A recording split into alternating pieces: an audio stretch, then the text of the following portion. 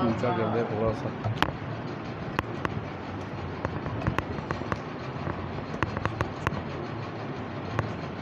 اور اونچا کر دیں, اونچا کریں.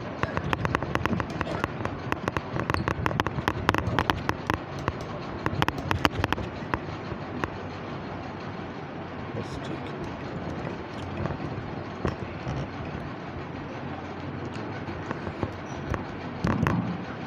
رحم اللہ من قرأ الفاتحہ. اللہم صل علی محمد وآل محمد وعجل فرجہ.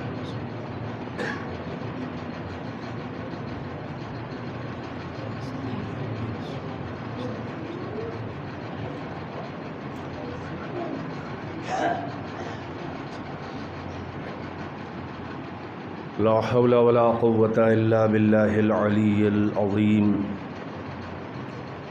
حسبنا الله ونعم الوكيل. نعم المولى ونعم النصير. أعوذ بالله السميع العليم من الشيطان اللعين اللئيم الرجيم. بسم الله الرحمن الرحيم. الحمد لله الذي جعل مقام شيعة الحق عليا وصيرهم لخليله إبراهيم في ذلك الاسم سميا. والصلاة والسلام والتحية والإكرام على المبعوث بالحق نبيا والمصطفى بالرسالة نجيا.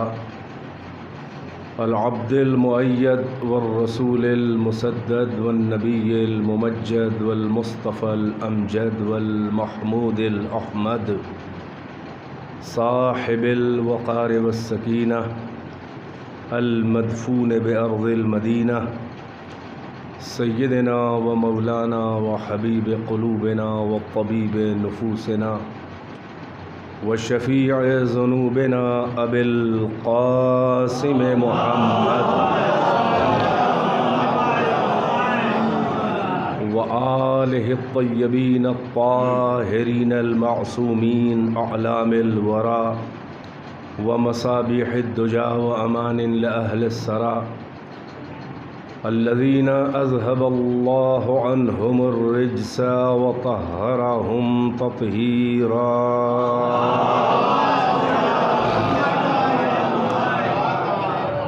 واللعنة الدائمة الباقية على أعدائهم وقتلتهم وغاصبي حقوقهم ومنكري فضائلهم والشاكين فيهم والمنحرفين عنهم. أما بعد فقد قال الله تبارك وتعالى في القرآن الحكيم. بسم الله الرحمن الرحيم. إنما يريد الله ليذهب عنكم الرجس أهل البيت ويطهركم تطهيرا. اس کا والیوم تھوڑا بڑھا دیجیے, مائک کا والیوم تھوڑا سا بڑھا دیجیے, اتنا نہیں کہ سیٹی نکلنے لگے. ایک بار سورہ توحید, سورہ فاتحہ اور 3 بار سورہ اخلاص کی تلاوت فرمائیں, اور اس کا ثواب جناب مرحومہ مغفورہ زیب النساء بنت جناب سید حسن صاحب مرحوم اللہ مقامہما کی روح کو اتصال فرمائیں.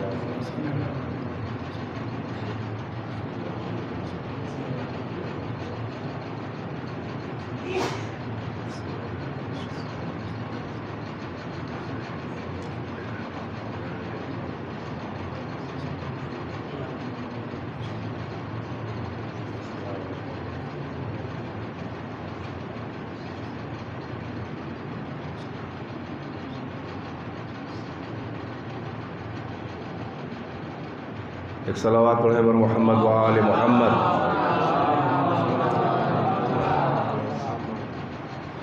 میں نے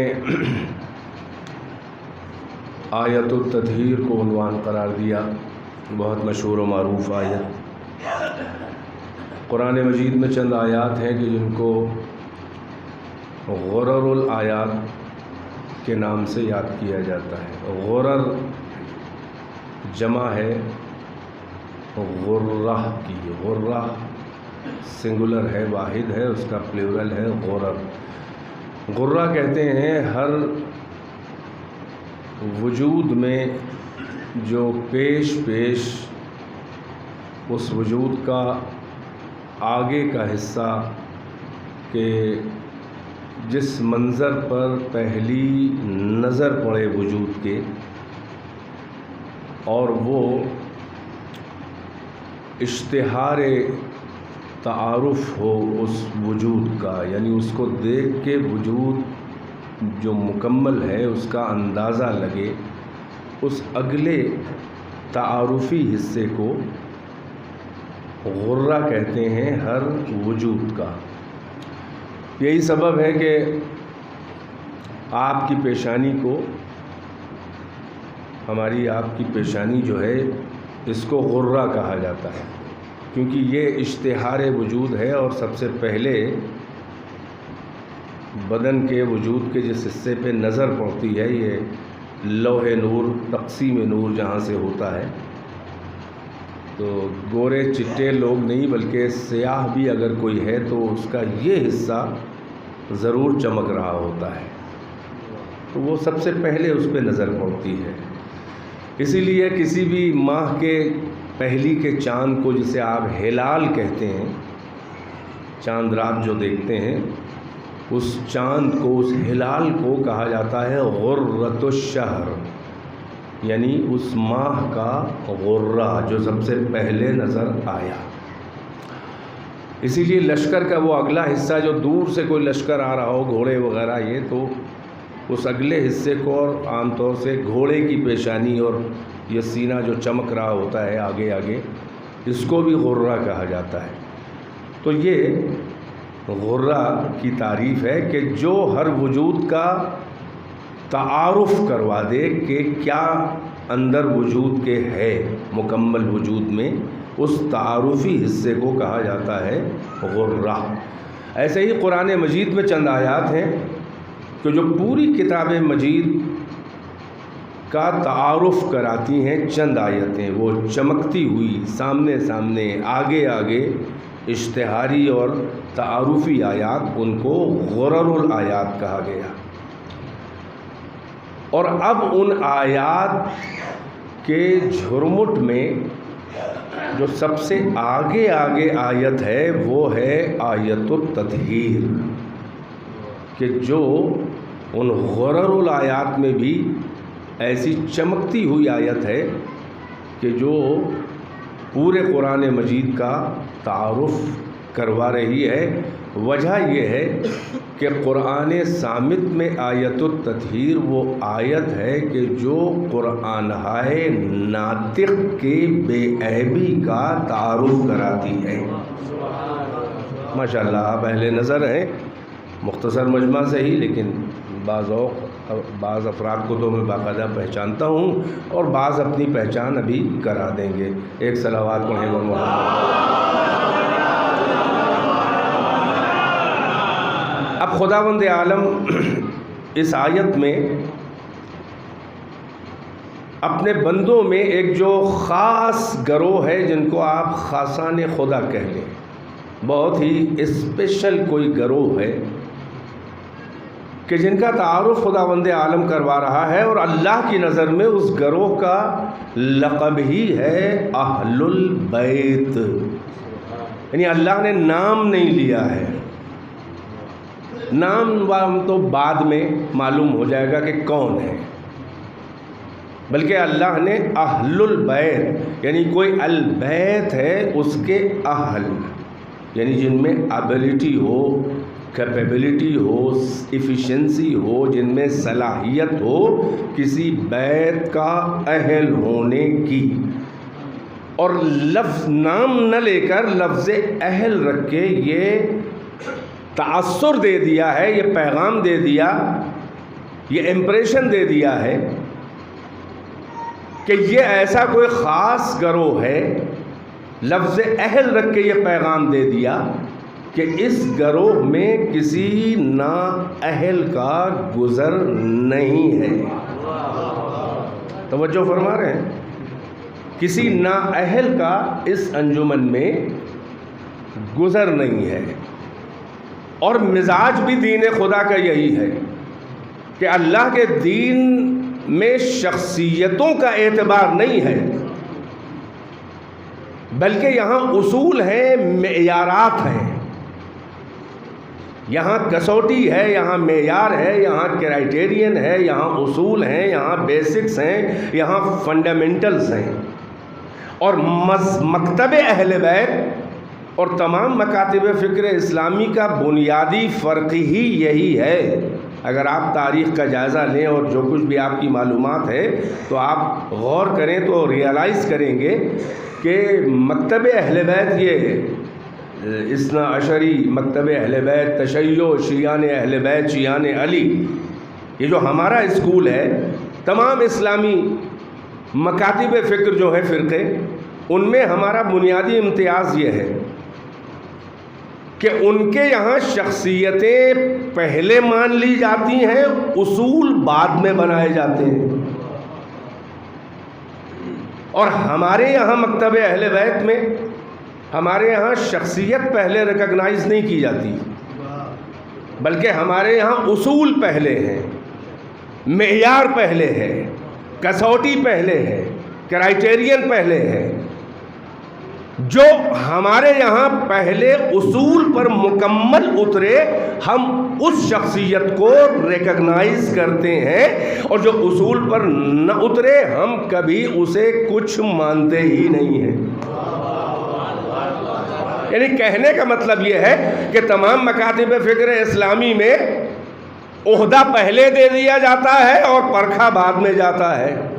ہمارے یہاں پرکھا پہلے جاتا ہے، اور پرکھنے پر جو مکمل معیار پہ اترے ہم اس کے عہدے اور اس کے منصب کو تسلیم کرتے ہیں. ہم اسے اپنا رہبر، وہ نبی ہو کہ رسول ہو کہ امام ہو کہ خلیفہ رسول ہو، ہمارے یہاں عہدوں کا معیار جو ہے وہ وہی ہے کہ جو دین خدا میں اللہ نے رکھا ہے. توجہ ہے کہ نہیں ہے؟ یعنی یہ کہ اسلام میں عہدے کا معیار یہ نہیں ہے کہ کسی کو حادثاتی طور پر کسی محترم مسند پہ بٹھا دیا جائے، یا سیاست اور ریاست کر کے، یا ڈرا کے، دھمکا کے، یا لالچ دے کے، رشوت دے کے کسی کو ممبر پہ بٹھا دی جائے، کسی نااہل کو، کسی بے ہنر کو، کسی بے کمال کو اگر سیاست کے ذریعے، مکاریوں کے ذریعے، سیاست کے ذریعے اگر کسی محترم مسند یا ممبر پہ بٹھا دیا جائے تو دین خدا کے معیار کے اعتبار سے نہ وہ صاحب عزت بن جاتا ہے، نہ وہ صاحب کردار بن جاتا ہے، نہ وہ صاحب اہلیت بن جاتا ہے. بلکہ اسلام میں عہدے کا مزاج یہ ہے کہ جو پہلے سے صاحب عزت ہو، جو پہلے سے صاحب کردار ہو، جو پہلے سے اہلیت والا ہو، اسلام میں عہدے کا مزاج یہ ہے کہ عہدہ اس صاحب اہلیت کو تلاش کرتا ہوا خود جاتا ہے، چاہے وہ غار حرا میں بیٹھا ہو. ایک صلوات پڑھے پر محمد و آل محمد. توجہ فرما رہے ہیں ماشاءاللہ، آپ اسلامی تاریخ سے واقف ہیں کہ جو پہلے سے صاحب اہلیت یعنی عہدے کا اہل ہوتا ہے، جو ایلیجیبل ہوتا ہے، جو ڈیزرو کرتا ہے عہدے کو، وہ عہدہ تلاش کرتا ہوا نہیں آتا. بلکہ اسلام میں عہدے کے مزاج یہ ہے کہ وہ چاہے، میں نے کہا کہ غار حرا میں بیٹھا ہو، عہدہ اسے تلاش کرتا ہوا آ جاتا ہے. بھئی تاریخ ہمارے سامنے موجود ہے. یاد رہے کہ محمد نبوت لینے نہیں گئے بلکہ نبوت کے اہل تھے محمد، تو عہدہ تلاش کرتا ہوا غار کی تنہائی تک آ گیا. جبکہ محمد تو غار میں اکیلے مون دھارن کیے ہوئے اپنے ایشور کی اپاسنا اور تپسیا کر رہے تھے، وہ خلوت تنہائی میں ہے، مگر نبوت محمد لینے نہیں گئے. بیدار ہیں کہ نہیں ہے؟ بلکہ نبوت محمد کو تلاش کرتی ہوئی آئی یعنی قرآن اور وحی اور قرآن کی آیتیں لینے محمد نہیں گئے ہیں، بلکہ قرآن اور وحی تلاش کرتی ہوئی غار تک آ گئی ہے۔ یہ اقرأ بسم ربک الذی خلق، خلق الانسان من علق، اقرأ وربک الاکرم الذی علم بالقلم، علم الانسان ما لم یعلم۔ یہ وحی اول ہے کہ نہیں ہے؟ یہیں سے وحی شروع ہوئی ہے۔ آپ ہمیں بتائیے کہ کیا یہ قرآن اور آیت اور نبوت لینے محمد کہیں گئے؟ نہیں، بلکہ محمد جو ہے وہ غار میں تنہا بیٹھے ہیں، اللہ کا خدا تلاش کرتا ہوا محمد کو آیا، نبوت تلاش کرتی ہوئی محمد کو آئی۔ لہٰذا اس نتیجے کے تحت میں جملہ کہہ سکتا ہوں کہ یاد رہے کہ نبوت نے محمد کو نہیں منوایا ہے، بلکہ محمد نے نبوت کو معتبر بنایا ہے۔ ایک صلوات پڑھیں بر محمد و آل محمد۔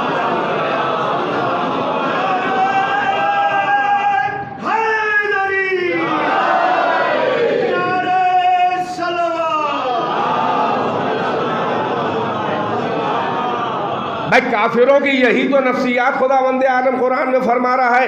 آیت ایک پڑھوں تو آپ کا ذہن اور زیادہ میرے موضوع سے کنیکٹ ہو جائے۔ اللہ فرما رہا ہے کہ وَإِذَا جَاءَتْهُمْ آیَةٌ قَالُوا لَن نُؤْمِنَ حَتَّى نُؤْتَى مِثْلَ مَا أُوتِيَ رُسُلُ اللَّهِ۔ اللہ کچھ کافروں کی نفسیاتی کشمکش اور کیفیت کو بیان کر رہا ہے کہ یہ جو ہمارے الہی عہدوں کی جنہیں بڑی ہوڑ اور جنہیں بہت لالچ ہے کہ ہم ان کو بھی عہدہ دیں، اللہ کے انبیاء اور مرسلین سے حسد کرنے والے جن پہ سارے دلائل روشن ہیں مگر ان کو جلن ہے، حسد ہے، اللہ کے الہی عہدیدار جو ہیں ان سے انہیں جلن ہے کہ حسد ہے کہ انہیں عہدہ کیوں نہ ملا۔ اللہ ان کی طرف سے بتا رہا ہے کہ ان کا حال کیا ہے۔ وَإِذَا جَاءَتْهُمْ آیَةٌ، جب ان کے پاس کوئی آیت پہنچتی ہے، ہماری نشانی، ہماری دلیل، ہمارا سائن، کوئی آیت جب ان تک آتی ہے، اِذَا جَاءَتْهُمْ آیَةٌ قَالُوا، تو یہ کہتے ہیں لن نؤمنا، ہم تو ہرگز ہرگز ایمان نہیں لائیں گے۔ لن نؤمنا یعنی یہ کہ مستقبل میں، فیوچر میں، نیور، کبھی ہم ایمان نہیں لائیں گے۔ کب تک؟ اب کہتے ہیں کہ حتی، جب تک کہ نؤتی مثل ما اوتی رسول اللہ، ہم اس وقت تک ایمان نہیں لائیں گے۔ ان کافروں کے بعد جب کوئی آیت آتی ہے تو کہتے ہیں کہ ہم اس وقت تک ایمان نہیں لائیں گے جب تک کہ ہمیں بھی اللہ کی طرف سے وہ سب نہ مل جائے کہ جو اللہ کے رسولوں کو دیا گیا ہے اللہ کی طرف سے۔ ذرا آپ اور تو فرمائیں کہ عہدوں کے لالچی، بے ہنر، بے کمال، نااہل، نالائق لوگوں کی حماقت معابی دیکھیے کہ یہ بھی اعتراف کر رہے ہیں کہ اللہ کے رسول ہیں وہ لوگ، یعنی اللہ نے انہیں رسالت دی ہے، اور پھر یہ کہہ رہے ہیں کہ ہم ایمان اس وقت تک نہیں لائیں گے جب تک کہ ہمیں وہ نہ مل جائے کہ جو رسولوں کو دیا گیا، یعنی نبوت ہے، عہدہ ہے، کتاب ہے، شریعت ہے، جو کچھ بھی ہے، اسٹیٹس ہے، ہم اس وقت تک ایمان نہیں لائیں گے جب تک کہ اللہ کے رسولوں کو وہ جو دیا گیا ہے وہ ہمیں نہ دے دیا جائے۔ اب اللہ ان کی حماقت معابی کی گرفت کر کے کہہ رہا ہے کہ جاہلو، تم کسے پڑھا رہے ہو، تم کسے مشورہ دے رہے ہو، یہ مان بھی رہے ہو کہ عہدہ ہم ہی دینے والے ہیں، اس کے بعد ہم ہی پہ بھروسہ نہیں۔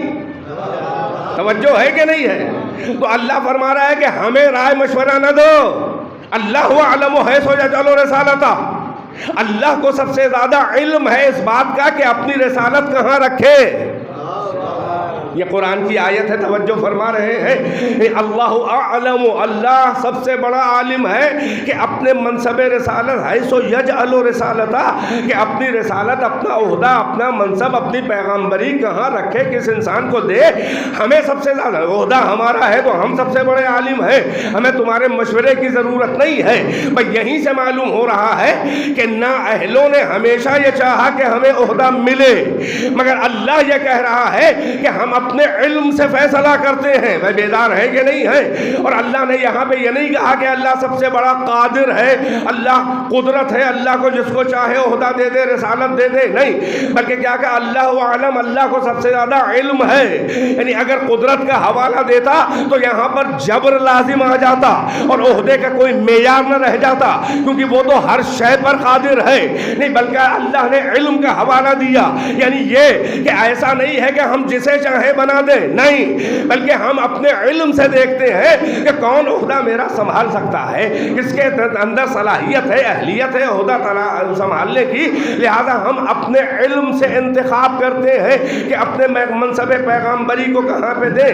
تو یہی تو حقیقت میں اصول ہے کہ اہلیت یہاں پہلے ہے. بیدار ہے کہ نہیں ہے؟ یہی سبب ہے کہ اہلیت ملنے کے بعد کسی میں صلاحیت, عہدہ ملنے کے بعد نہ اہلیت پیدا ہو جاتی ہے نہ صلاحیت پیدا ہو جاتی ہے, بلکہ اسلام میں اللہ کے عہدے کا مزاج یہ ہے کہ اگر اہلیت ہوتی ہے, صلاحیت ہوتی ہے, تو عہدہ اسے تلاش کرتا ہوا آتا ہے. بیدار ہے کہ نہیں ہے؟ یہی سبب ہے عزیزو کہ خود آخری رسول جو سردار انبیاء ہے, آپ اندازہ تو لگائیں, کیا محمد نے پہلے اپنی نبوت کے اعلان کیا ہے یا پہلے اپنے کردار کو منوایا؟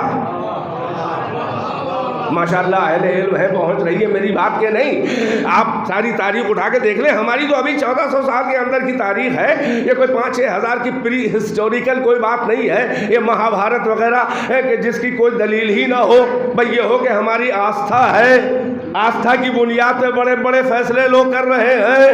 ہماری تو تازی تاریخ ہے, ہماری تاریخ کو تمہارے یہاں بھی لکھی ہے. ہم چاہیں تو اپنے دین کو تمہاری کتابوں سے ثابت کر دیں, تمہاری ہمت ہو تو اپنے دھرم کو ہماری کتابوں سے ثابت کرو. کیا یہ تاریخ بھول جائے گی کہ 1400 سال پہلے عبداللہ کے یتیم اور آمنہ کے لال؟ بیدار ہے کہ نہیں ہے؟ بات شروع ہوتی ہے اللہ سے. تو یہ تو عقائد میں آپ اول توحید کہہ لیں, مطلب کس کی اوقات ہے کہ وہ اللہ کو ڈائریکٹ جانے؟ جو آنکھوں کے ڈھیلوں ہی سے نہیں بلکہ جو عقلوں سے پردہ کرتا ہو. نہیں, جملہ سنبھالنا ہے میرا مجمع. جو عقلوں سے حجاب کرنے والا ہو, جس کی حقیقت اور کن کو کوئی سمجھ نہ سکتا ہو, جو عقلوں سے پردہ داری کرتا ہو, اس اللہ کو کیسے جانا جائے, کیسے مانا جائے؟ توجہ ہے کہ نہیں ہے؟ مگر مطالبہ تو یہی ہے کہ ہمیں جانو, ہمیں پہچانو, ہم سے محبت کرو, ہم پہ مر مٹو, ہم سے عشق کرو, ہتھیلی پہ سروں کے نذرانے لے کر آؤ اور ہماری راہ میں فدا ہو جاؤ, قربان ہو جاؤ. جس تصویر محبوب کو دیکھا ہی نہیں, اسے کیسے مانا جائے؟ توجہ ہے کہ نہیں ہے؟ تو دین کا آغاز آپ گنانے کے طور پہ, اصول دین کے طور پہ گنانے میں اول توحید کہہ لیں, مگر منزل عمل میں اول توحید نہیں ہے. بیدار ہے کہ نہیں ہے؟ کیونکہ جب اللہ کو ہم ڈائریکٹ جان ہی نہیں سکتے تو ہم کیا جانے کہ ایک ہے کہ دو ہے, اور ایک ہے تو اس کی وحدت جو ہے وحدت عددی ہے یا وحدت حقیقی ہے. یہ ساری تفصیلیں کون بتائے گا؟ کیونکہ وہ عقلوں سے حجاب کر رہا ہے, نہ ذات تک ادراک ہے نہ صفات تک رسائی ہے. تو اب کون ہے آگے کون ہے؟ توجہ رہے, اللہ تو آنے والا نہیں ہے, تو پھر اب اپنے بندوں سے اپنے کو کیسے منوائے؟ بھئی یہیں سے وسیلوں کی ضرورت سمجھ میں آتی ہے. صلوات پر ہے بر محمد و آل محمد.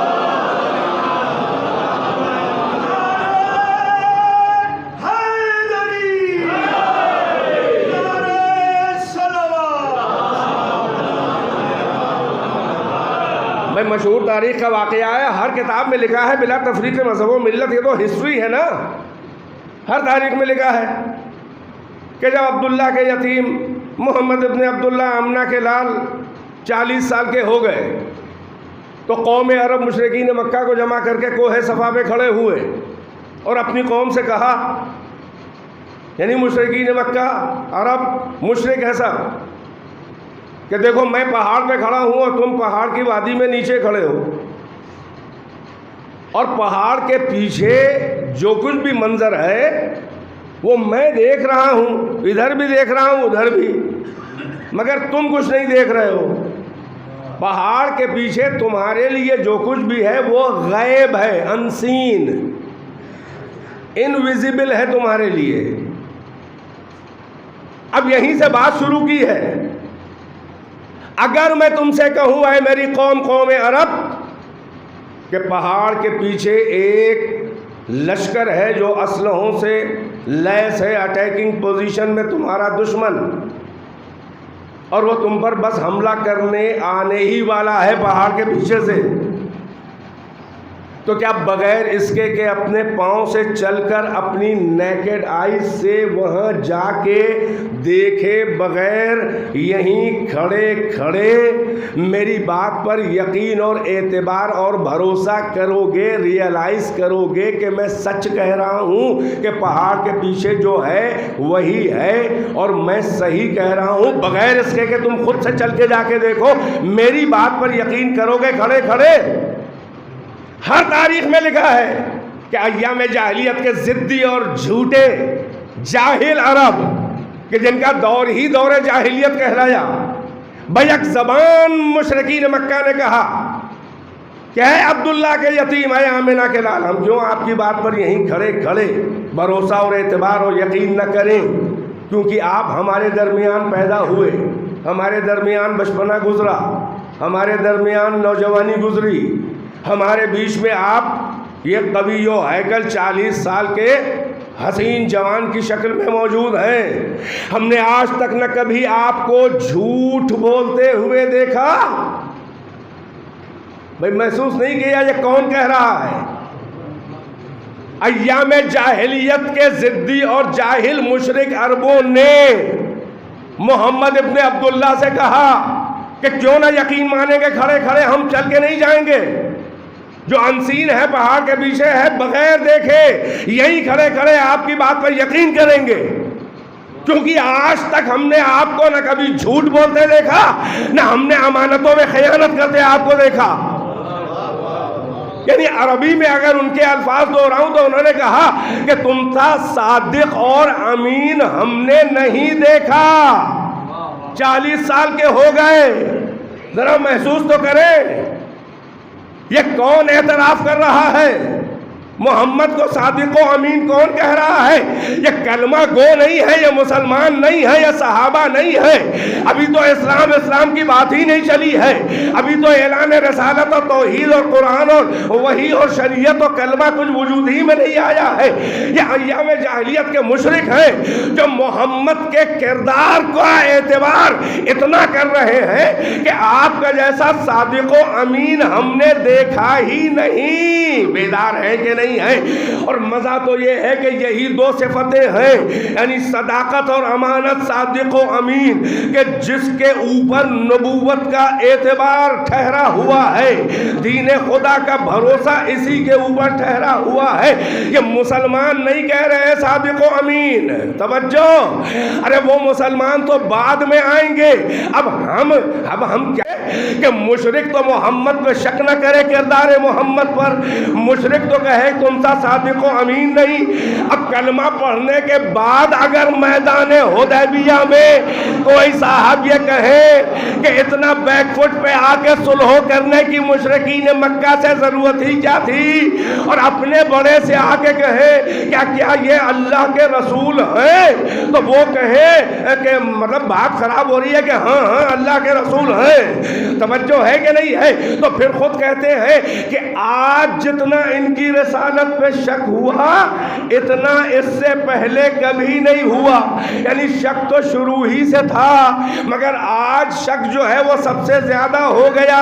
عجب منزل ہے، ارے کردار محمد کا کمال تو دیکھو کہ بعد میں شک کرنے والے، کلمہ پڑھنے والے لاکھ شک کیا کرے، یہ مشرکین مکہ ہیں یا ایام جاہلیت کے بدو عرب ہیں جو کہہ رہے ہیں کہ تم سا نہ صادق دیکھا نہ ہم نے تم سا امین دیکھا۔ بیدار ہے کہ نہیں ہے؟ اب سوال یہ ہے کہ تاریخ میں یہ واقعہ تو ریکارڈ ہو گیا، اب اس وقت محمد نے کیا کہا جب کہا کہ اگر میری بات کو پر تم یقین و اعتبار و بھروسہ کر رہے ہو، یعنی پہاڑ کے پیچھے جو میں کہہ رہا ہوں اسے یہیں کھڑے کھڑے میرے بھروسے میرے سہارے، بھئی غیب میں ہو، غیب میں ہے، انسین ہے۔ آپ نے توجہ نہیں فرمائی کہ مشرکین مکہ کو غیب کی عادت دلا رہے ہیں ابھی سے محمد، صلوات پر محمد و آل محمد۔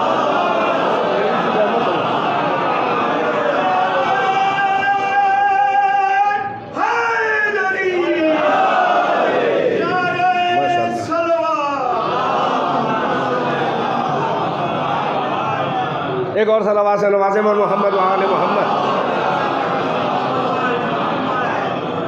اب ہر تاریخ کہہ رہی ہے کہ یہ جب اعتراف لے لیا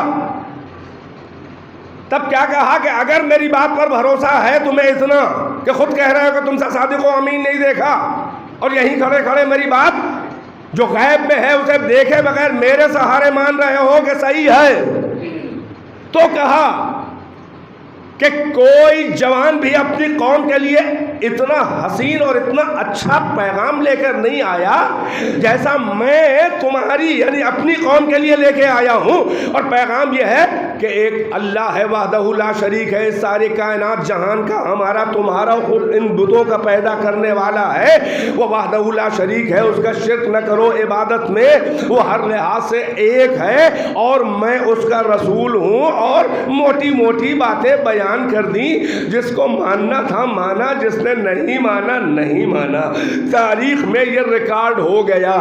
اب سوال یہ ہے، توجہ کا طالب ہوں، یعنی اسلام ورسز جتنے بھی مکاتب فکر ہیں ان سے بھی اور خود مسلمانوں میں سوال ہے جو رسول اللہ کی سیرت و شخصیت و نبوت کے بارے میں آج تک کنفیوز نظر آ رہے ہیں۔ سوال یہ ہے کہ یتیم عبداللہ محمد نے 40 سال میں مشرکین مکہ کے سامنے جو دین خدا کا آغاز کیا تو سب سے پہلا حرف آغاز کیا تھا کہ اللہ سے بات شروع کی نہیں، میں توجہ ابھی اسی لیے واقعہ سنایا، اللہ سے محمد نے بات نہیں شروع کی، اللہ کی توحید سے بات نہیں شروع کی، اپنی نبوت سے بات نہیں شروع کی، اپنی رسالت سے بات نہیں شروع کی، دین اسلام کا نام نہیں لیا، نہ قرآن کا ذکر کیا، نہ وحی کا ذکر کیا، نہ اصول کا ذکر کیا، نہ فروع کا ذکر کیا، بلکہ سب سے پہلے اپنی صداقت کا لوہا منوایا، سب سے پہلے اپنی امانت کا سکہ بٹھایا، توجہ نہیں فرمائی، سب سے پہلے اپنے کیریکٹر کے آگے اپنے کردار کے آگے تسلیم کروایا، سرنڈر کروایا، پہلے اپنے کو منوایا، پہلے اپنی ذات کو منوایا،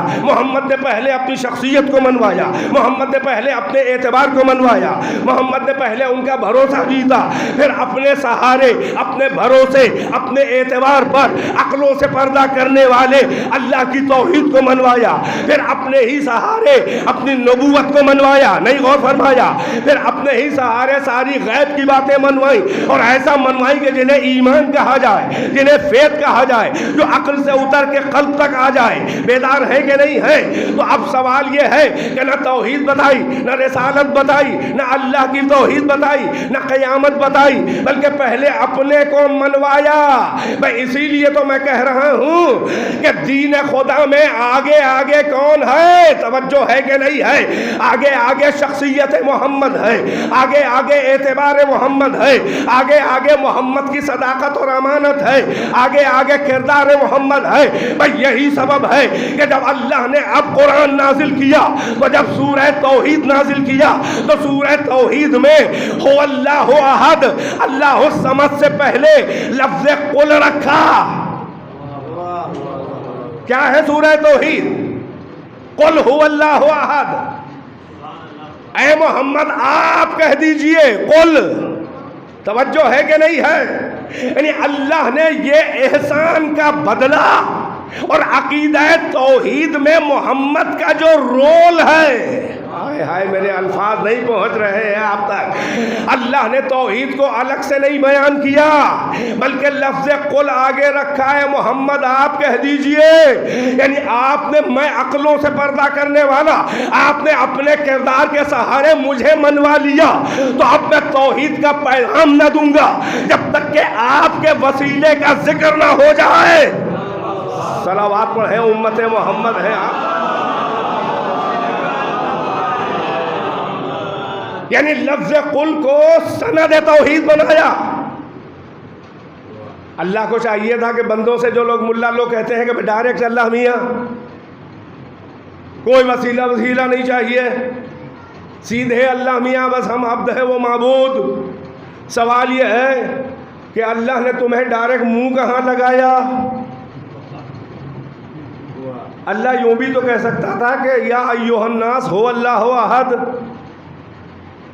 اے لوگو وہ اللہ ایک ہے، اللہ الصمد لم یلد ولم یولد ولم یکن لہ کفوا احد۔ یا ایھا الناس، لوگوں کو منہ نہیں لگایا، عام لوگوں کو، بھئی یہی کہہ دیتا کہ یا عبادی، اے میرے بندو، توجہ ہے، اے میرے بندو یا عبادی ہو اللہ ہو احد، نہ لوگوں کو منہ لگایا نہ اپنے بندوں کو منہ لگایا، ڈائریکٹ بات ہی نہیں کی، بلکہ کیا کہا؟ قل، اے محمد آپ کہہ دیجئے۔ توجہ ہے کہ نہیں ہے؟ تو جب اللہ نے ڈائریکٹ منہ ہی نہیں لگایا تو اللہ کو ڈائریکٹ پوجو گے کیسے؟ بیدار ہے کہ نہیں ہے؟ ایک جملہ اگر سنبھالے میرا اسی توحید کے سلسلے میں کہ کہتے ہیں کہ ڈائریکٹ اللہ میاں، یعنی ملا ابھی تک یہ بحث کر رہا ہے کہ اللہ سے دعا مانگنے میں محمد کا وسیلہ بنانا شرک ہے۔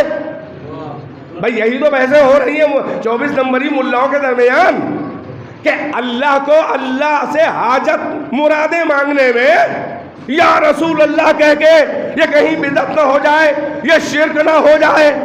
تم دعا اور حاجتوں کے وسیلے میں محمد کو وسیلہ بنانے کو شرک کی بحث میں پھنسے ہو۔ ہمیں تو قرآن میں توحید بھی بغیر وسیلہ محمد کے نہیں ملی۔ صلوات پڑھنے پر محمد و آل محمد۔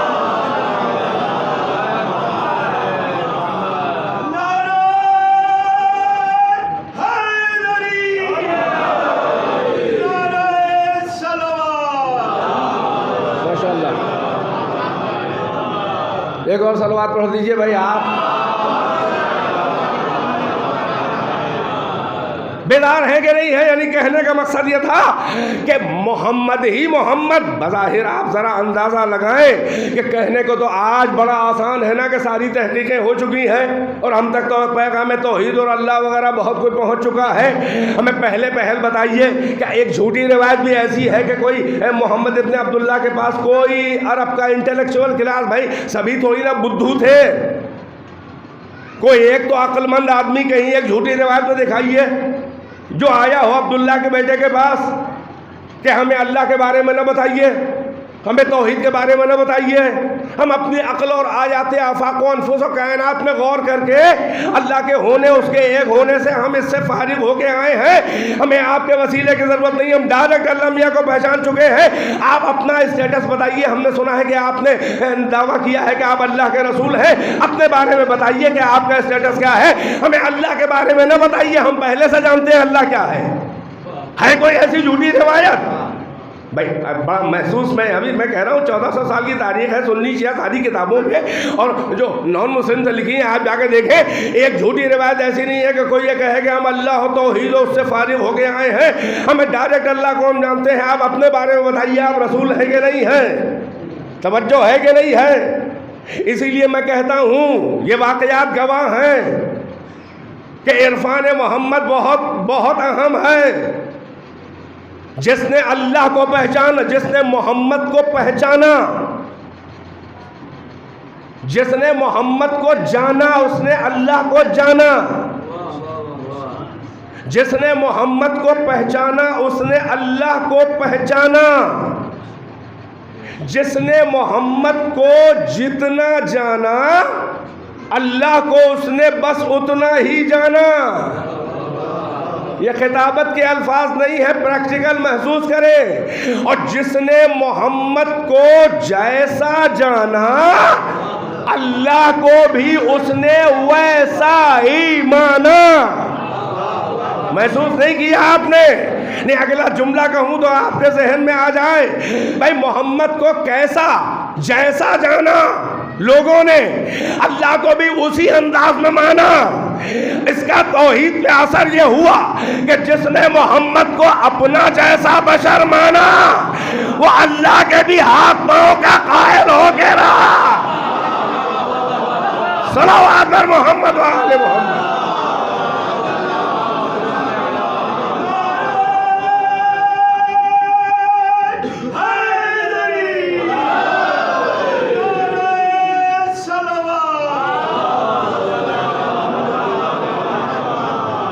ایک اور صلوات سے نوازے پر محمد و آل محمد۔ بہت خاص توجہ۔ تو معاملہ سادہ عرفان محمد پہ ہے، اہل بیت کو پہچانو گے کیسے جب تک محمد کو نہیں پہچانے؟ یہ جو جھگڑے اہل بیت کے بارے میں ہو رہے ہیں کہ یہ اہل بیت ہے وہ اہل بیت ہے، حقیقت میں تم معیار ہی نہیں جانے کہ کیا ہے۔ اسی لیے ہمارے ہاں شخصیتیں پہلے نہیں مانی جاتی ہیں، ہمارے ہاں معیار دیکھا جاتا ہے۔ ہم اہل بیت، اللہ نے اسی لیے اہل البیت کہہ کے نام نہیں لیے۔ اگر اللہ نام لکھ دیتا کہ فلاں فلاں اہل بیت ہے تو لوگ اپنے اپنے نام رکھ کے کہتے، اور ساری فضیلت کی آیتوں کے بارے میں یہی ہے، کہتے ہیں علی کا نام نہیں ہے، اہل بیت کا نام نہیں ہے۔ اللہ اگر نام لے کے اہل بیت کی تعریف کرتا تو تاریخ میں لوگ اپنا کوئی علی نام رکھ لیتا، کوئی حسن رکھ لیتا، کوئی حسین رکھ لیتا، کوئی فاطمہ رکھ لیتا، پھر کہتا آیت ہمارے بارے میں بھی ہے، بھائی توجہ ہے۔ مگر اللہ نے، یہ حکمت کا تقاضا تھا، اور نہ اہلوں کو اللہ نے ڈسکریج اور بور کرنے کے لیے نام نہیں لکھے، بلکہ صفات کے آئینے میں تصویر اہل بیت دکھائی ہے کہ اگر ان صفتوں کے حامل ہو تو تم اس معیار پر ہو، اور اگر صفتوں کے حامل نہیں ہو تو لاکھ نام رکھا کرو۔ صلوات بر محمد و آل محمد۔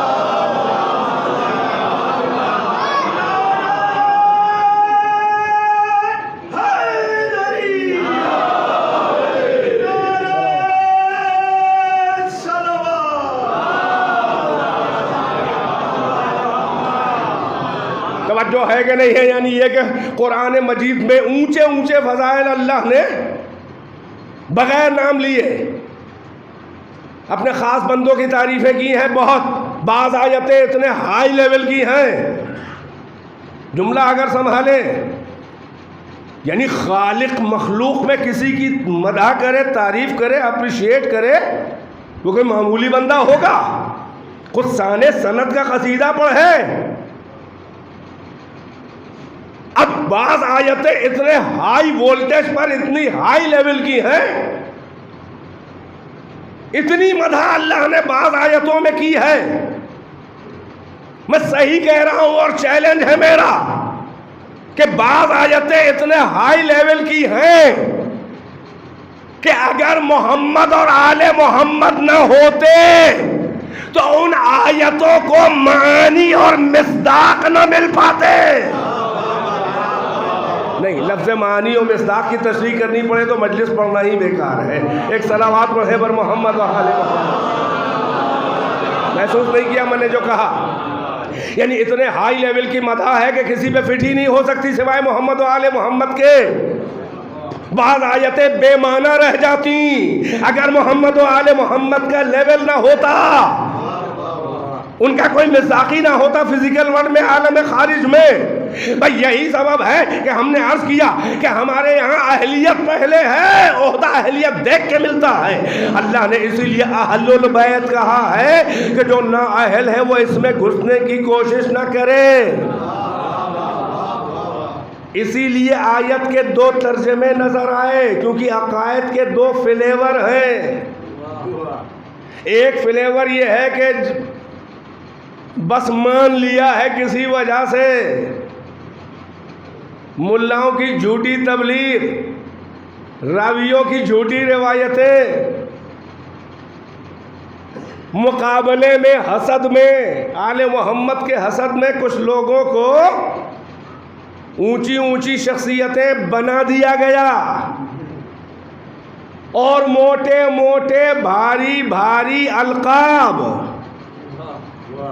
جو سب آل محمد کے چرائے ہوئے، ان کے القاب چرا کے دوسروں کو دیے۔ ہے نا تاریخ میں آپ کو مزہ نہیں آتا دیکھ کے کہ تاریخ کی ننھی ننھی ہلکی ہلکی شخصیتوں میں بھاری بھاری القاب کے پسنگھے لگا کر شخصیتوں کو وزنی بنانے کی جو کوشش کی گئی، آل محمد کا کیا مقابلہ؟ یا علی و زہرا، حسن حسین، یا آل محمد، یہ دنیا کے القاب کے پسنگوں کے محتاج نہیں ہیں۔ ان کی شخصیت خود اکیلی ہی اتنی وزنی ہے کہ القاب کو اگر وزن چاہیے اور عزت چاہیے تو آل محمد کے در پہ آئے تو لقب کو حیثیت مل جائے۔ بے توجہ ہے؟ القاب کو غرض ہو کہ اگر اپنے میں وزن پیدا کرنا ہو تو آل محمد کے در پہ آئے. بیدار ہے کہ نہیں ہے؟ یہی سبب ہے کہ اب یہ لفظ خلافت ہے، علی کے در سے جو خلافت ہٹائی لوگوں نے چرا کے، تو اس کا نتیجہ یہ ہوا کہ لفظ خلیفہ کی ایسی آبرو ریزی ہوئی کہ ہمارے سماج میں نائی کو بھی خلیفہ کہہ دیتے ہیں. صلوات بر محمد و آل محمد.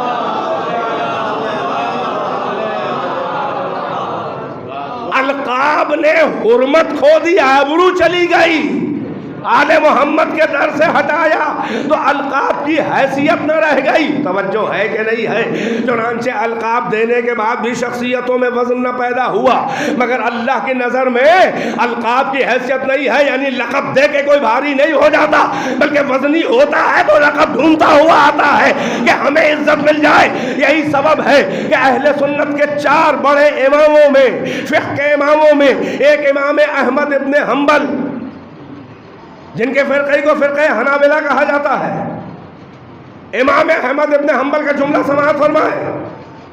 وہ کہتے ہیں کہ علی سے پہلے جو بھی مسند خلافت پر آ کے بیٹھا، یہ اہل سنت کے 4 ائمہ، ابو حنیفہ، امام مالک، امام شافعی، امام احمد ابن حنبل، یہ احمد ابن حنبل کا جملہ ہے، ہر کتاب میں لکھا ہے اور خود ان کی مسند میں لکھا ہے. وہ فرماتے ہیں کہ علی سے پہلے مسند خلافت پر جو بھی آ کے بیٹھا، اس کی عزت میں اضافہ ہو گیا دوسروں کی نظر میں کہ ماشاءاللہ ماشاءاللہ خلیفہ صاحب بن گیا.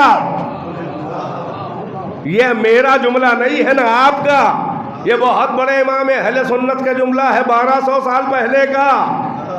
وہ کہتے ہیں جو بھی مسند خلافت پر رسول کے بعد علی سے پہلے 25 سال میں 3 دور جو بھی مسند خلافت پہ آ کے بیٹھا، اس کی عزت میں اضافہ ہو گیا. کیونکہ کہاں پہ بیٹھا؟ جہاں ختم الانبیاء سردار مرسلین بیٹھ کے اٹھا، اس کی عزت میں اضافہ ہو گیا. کتنے لوگوں کو اندازہ ہی نہیں تھا کہ بڑے میاں اتنی اچھی لک والے ہیں. خود حضور ہی کو نہیں اندازہ تھا کہ یہ مل جائے گا عہدہ. نہیں غور فرمایا؟ یعنی پبلک کو نہیں معلوم تھا، انہی کو نہیں معلوم تھا، یعنی حادثاتی طور پہ خلیفہ بن گئے. مگر مکتب اہل بیت میں توجہ، ہم لوگ کسی ایکسیڈنٹل خلیفہ کے قائل نہیں ہیں. ہم اسے رہبر مانتے ہیں جسے اللہ نے ازل سے معین کر دیا ہو. چنانچہ امام احمد ابن حنبل کا جملہ مکمل کر دوں. کہتے ہیں علی سے پہلے جو بھی مسند خلافت پہ آ کے بیٹھا، اس کی عزت میں اضافہ ہو گیا.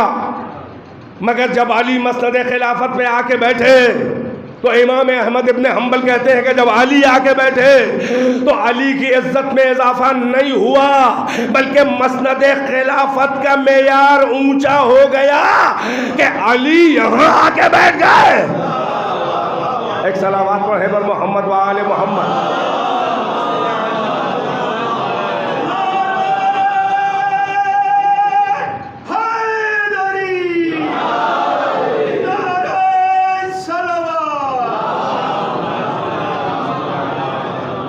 بہرحال اسی لیے ترجمے میں بھی اب 2 طرح کے فلیور ہیں.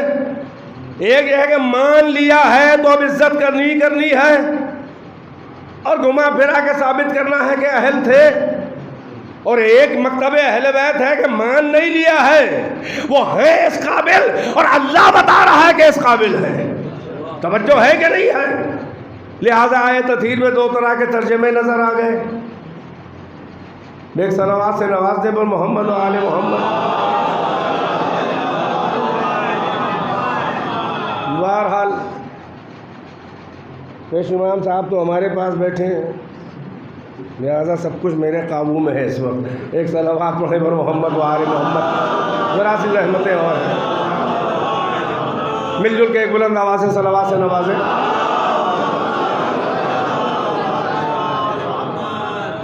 ترجمہ میں نے کیا ہی نہیں، ترجمہ کر دوں چند منٹ میں، زحمتیں آپ کی تمام کروں کہ ایک ترجمہ یہ ہوتا ہے کہ انما یرید اللہ، اللہ کا ارادہ ہے، بس اللہ کا ارادہ یہی ہے، اس کے علاوہ کچھ نہیں۔ انما کلمہ حصر، اس کا مطلب یہ ہوتا ہے کہ انما کے بعد جو بھی کنٹینٹ، جو پیغام ہو بس وہی ہے، یعنی دیر از نو آپشن ایکسیپٹ دس، بس یہی ہے انما۔ اللہ نے باؤنڈری لیمٹس بنا دی، پہرا بٹھا دیا، حصار انما۔ اس کے بعد کیا ہے کہ یرید اللہ لیذھب عنکم الرجس، اللہ کا ارادہ ہے اہل بیت آپ سے رجس کو دور رکھے۔ اے اہل بیت ویطہرکم تطہیرا، اور ایسا پاک رکھے جیسا پاک رکھنے کا حق ہے۔ سن لیا بڑی آسانی سے ترجمہ، کیونکہ آپ اس ترجمے کے عادی ہیں، آپ کی سماعتیں، آپ کا ٹیسٹ، آپ کا عقیدہ یہی کہتا ہے، یہی ہونا ہی چاہیے ترجمہ۔ مگر ایک ترجمہ میں نے کہا ٹیسٹ کا فرق ہے نا، ہمارے یہاں اصول پہلے ہیں، ان کے یہاں شخصیتیں پہلے ہیں۔ تو ہم نے اصول دیکھا، آیت کی دھمک دیکھ کے ترجمہ کیا، انہوں نے شخصیتیں دیکھ کے ترجمہ کیا۔ ان کا ترجمہ ہے کہ اے اہل بیت اللہ کا ارادہ ہے کہ آپ سے رزق کو دور کر دے۔ توجہ بچوں، غور کر رہے ہو؟ رزق کو، اے اہل بیت اللہ کا ارادہ ہے کہ آپ سے رزق کو، رزق یعنی ہر نگیٹیوٹی، ہر امپیورٹی، ہر نجاست، پلیدگی، کفر کی، شرک کی، نفاق کی، گناہان کبیرہ، گناہان صغیرہ، ظاہری نجاست یعنی فزیکل امپیورٹی، معنوی اور روحانی نجاست یعنی اسپریچول امپیورٹی، گناہوں کی ہو، شرک کی ہو، عقیدے کی ہو، حدث کی ہو، خبث کی ہو، ظاہری نجاست ہو، پانی سے پاک کرنے والی، غسل سے پاک کرنے والی، یا باطنی نجاست وغیرہ وغیرہ جو کچھ بھی ہو، عقیدے کی ہو، گناہوں کی ہو، اللہ کا ارادہ ہے کہ آپ سے اہل بیت رزق کو دور کر دے۔ آپ نے کیا ترجمہ کیا؟ اللہ کا ارادہ ہے کہ رزق کو اہل بیت آپ سے دور رکھے۔ رکھے کا مطلب یہ ہے کہ کبھی رزق تھا ہی نہیں اور آئندہ بھی آپ رہنا چاہتے ہیں، تو اب اللہ کی توفیق اور لطف و کرم شامل حال ہے کہ آپ رزق سے اب تک اپنے کو بچائیں۔ اب اللہ کی توفیق اور لطف ہے کہ آپ آگے بھی رزق سے اللہ رزق کو آپ سے دور رکھے۔ اور ایک یہ ہوا کہ اللہ کا ارادہ ہے کہ رزق آپ سے دور کر دے، تو کر دے کا مطلب پہلے رزق تھا، سن لے کلاس کی طرح بالکل ہے، اور اب دور کر دے۔ اور اس کے نتیجے میں ترجمہ کا دوسرا ٹکڑا اسی حساب سے کہ ایسا پاک رکھے، پہلے سے پاک تھے مگر پاک رکھے، پاک ہی تھے پاک رہے، کہ جو پاک رکھنے کا حق ہے کوئی کسر نہ رہ جائے۔ یطہرکم تطہیرا کا مطلب یہ جو یطہر کے بعد مصدر کی تکرار ہے، یہ تطہیرا کا مطلب یہ ہے کہ کوئی کسر نہ رہ جائے جو حق طہارت ہے۔ اوکے، اور وہاں کہتے ہیں کہ ایسا پاک کر دے، تو جب رزق کو دور کر دے تو پاک کر دے، دونوں ترجمے۔ ایک وہ ترجمہ ہے، ادھر بڑی خاص توجہ، مجھے بہت زیادہ آپ کو خوف نہیں دینا ہے، میں نتیجہ نکالنا چاہ رہا ہوں۔ ایک یہ ترجمہ ہے آپ جس کے عادی ہیں، ایک وہ ترجمہ ہے آپ کے ذہن میں یہ آ رہا ہوگا کہ وہ ترجمہ غلط ہے اور یہ آپ والا صحیح ہے۔ بالکل آپ صحیح سوچ رہے ہیں، مگر میں ذرا سا تھوڑا فلیکسیبل ہو کے تھوڑا سا موقع دیتا ہوں۔ میں کوئی ضروری ہے کہ ہر ایک کی ہر بات غلطی ہو؟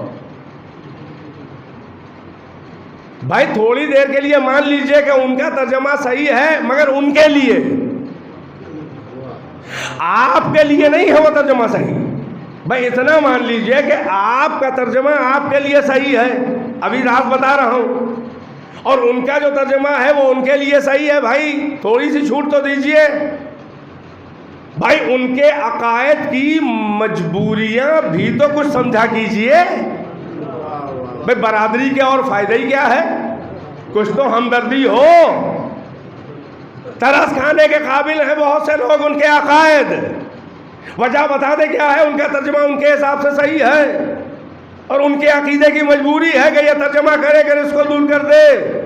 وجہ یہ ہے کہ 5 جو اہل بیت چادر کے نیچے، وہ آپ کو معلوم ہے تطہیر حدیث کے ساتھ، تو وہ تو کامن ہے، آپ بھی مانتے ہیں اور وہ بھی کہتے ہیں یہ اہل بیت ہیں، سردار انبیاء، سردار اولیاء، مولا سیدہ نساء عالمین، بی بی صدیقہ، جنت کے 2 سردار، تو یہ تو کامن ہے۔ اگر یہی ہوتے تو ترجمہ ایک ہوتا، مگر ان کے یہاں اہل بیت میں کچھ پردہ نشینوں کو بھی شامل کرنے کی خواہش ہے. بھئی یہیں پہ عقیدے کی مجبوری ہے. وہ پیغمبر کی ازواج کو بھی اہل بیت میں شامل کرنا چاہتے ہیں. تو اب انہوں نے آیت کا لیول اور ارادہ خدا اور اللہ کا ارادہ، اور اللہ یہ کرنا چاہ رہا ہے، اور ارادہ کتنا بلند ہے اللہ کا. اللہ قادر مطلق ہے، ہر شے پہ قادر ہے. وہ سب معیار طہارت و طہارت کا انہوں نے اگنور کیا، نظر انداز کیا، اور ان کی نظر اسٹک ہو گئی اپنے والے مخصوص اہل بیت. کچھ نامحرموں کو، پردہ نشینوں کو اہل بیت میں شامل کرنے کا شوق تھا. تو انہوں نے آیت اور ان کے الفاظ اور میں نہیں کی، بلکہ ان کی نظر اپنے والے اہل بیت کے حالات پہ کا جائزہ لیا اور دیکھا کہ بھائی رجس ہی رجس ہے. تو پھر آپ ترجمہ اور کیا کرتے کہ اللہ کا ارادہ ہے کہ رجس کو دور کر دے. نہیں غور کیا؟ ارے دور وہیں سے کیا جاتا ہے جہاں پہلے سے ہو. تو یہ ترجمہ بتا رہا ہے کہ آپ کو اس بات کا اقرار ہے کہ رجس ہی رجس تھا. صلوات پڑھنے پر محمد و آل محمد.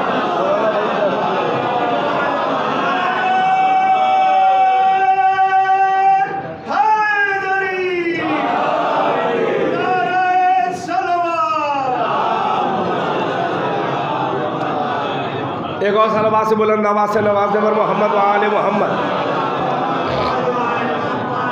بھائی ظاہر میں سامنے کی بات کر رہا ہوں، تاریخی ہے کہ بھائی ازواج رسول کے بارے میں تو کسی کو یہ دعویٰ نہیں ہے.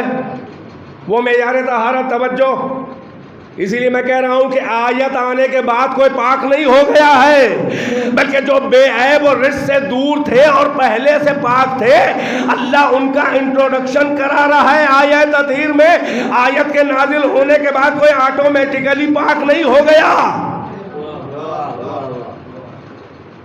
اور اگر آیت نازل ہونے کے بعد کوئی پاک ہو جاتا وہ مخصوص اہل بیت، تو آیت کے بعد تو کوئی گناہ نہ کرتا. نہیں غور فرمایا؟ بھئی ازواج رسول اگر آیت تطہیر میں ہیں، ان کے تو ترجمے کی مجبوری ہے کہ حالات دیکھیں ان کا. بھئی یہی ترجمہ ہے کہ رزق کو دور کر دے. چلو ہم نے مان لیا کہ آیت سے پہلے رزق تھا، آیت کے بعد رزق. تو آیت کے بعد تو رزق سے مراد کفر و شرک و نفاق تو بہت بڑا رزق ہے. کم سے کم گناہان کبیرہ، اللہ کی نافرمانی تو نہ ہو. اگر ازواج رسول اللہ اہل بیت میں نازل ہیں تو یہ بتائیے کہ آیت تطہیر پہلے نازل ہوئی ہے یا جنگ جمل پہلے؟ نہیں پہنچ رہے ہیں آپ. میں ایک لمبی چھلانگ میں نے لگائی ہے تاریخی، مگر آپ نہیں پہنچے. ارے بھائی قرآن کہہ رہا ہے پروٹوکول ازواج رسول کا یہ ہے کہ وَقَرْنَ فِي بُيُوتِكُنَّ، ہے نبی کی بیویوں تم عام عورتوں کی طرح نہیں ہو. تمہارا پروٹوکول یہ ہے کہ گھر میں بیٹھی رہنا. بھئی توجہ ہے، بہت سے ٹکڑے ہیں مگر ایک جملہ، یعنی جو گھر سے نکل رہی ہو، اگر نکلو آئندہ بھی کبھی بھی جب تک زندہ ہو تو یہ تمہارے پروٹوکول کے خلاف ہے، کیونکہ تم نبی کی بیوی ہو. تم عام عورتوں کی طرح نہیں ہو. اللہ کمان کر رہا ہے تمہارا گناہ ہے کبیرہ ہے. بیدار ہے کہ نہیں ہے؟ یہ بات اور ہے کہ جس کے سامنے آ رہی ہو وہ امیر المومنین ہے. بات گناہ تک نہیں، بات عقیدہ تک جائے گی، مگر کم سے کم گناہ ہے کبیرہ تو ہے. تو آیت تطہیر پیغمبر کی زندگی میں نازل ہوئی ہے، اور اگر ازواج آیت تطہیر کا حصہ ہیں، شامل ہیں، تو کم سے کم آیت سے پہلے رزق تھا یعنی گناہ. تو آیت کے آنے کے بعد تو اللہ نے گارنٹی لے لی ہے اب تو گناہ نہیں ہونا چاہیے. مگر اللہ کہہ رہا ہے میدان میں نہ جانا، بیٹھی رہنا گھر میں. اس کا مطلب جو میدان میں گھر سے نکل کے آئے اس نے گناہان کبیرہ کیا. ارے ہمارا کچھ نہیں بگاڑا ہے، علی کے مقابل آ کے تم نے خود اعلان کر دیا کہ ہم اہل بیت نہیں ہیں. صلوات بر محمد و آل محمد. بس عزیز، میں نے قرآنی اور تفسیری اور علمی انداز میں آپ کی خدمت میں یہ دلیل پیش کی، کیونکہ آیت تطہیر یہ عجیب آیت ہے، اور اس کے اندر جو ہے وہ اہل بیت کی وہ منزلت بیان کی ہے اللہ نے کہ اللہ اکبر. خالق جو ہے وہ کسی اپنے بندوں کو کہے کہ یہ بے عیب ہیں. یہی سبب ہے کہ آیت جو نازل ہوئی ہے وہ پیغمبر کے گھر میں نہیں، بس بات کو تمام کر رہا ہوں، وہ چادر میں نازل ہوئی ہے۔ جی کیا ہوا؟ اذان کا ٹائم ہو گیا، یہی نا ہے نا؟ ہاں 12 بجا ہے، یہی ٹائم ہے۔ چلیں ایک صلوات محب پر محمد۔ میں 12 کے بعد بیٹھا ہوں، وہ 11 کے بعد ہی بیٹھا ہوں، بعد میں آنے والوں کو احساس رہے میں 11 کے بعد ہی بیٹھا ہوں۔ بہرحال ایک صلوات محب پر محمد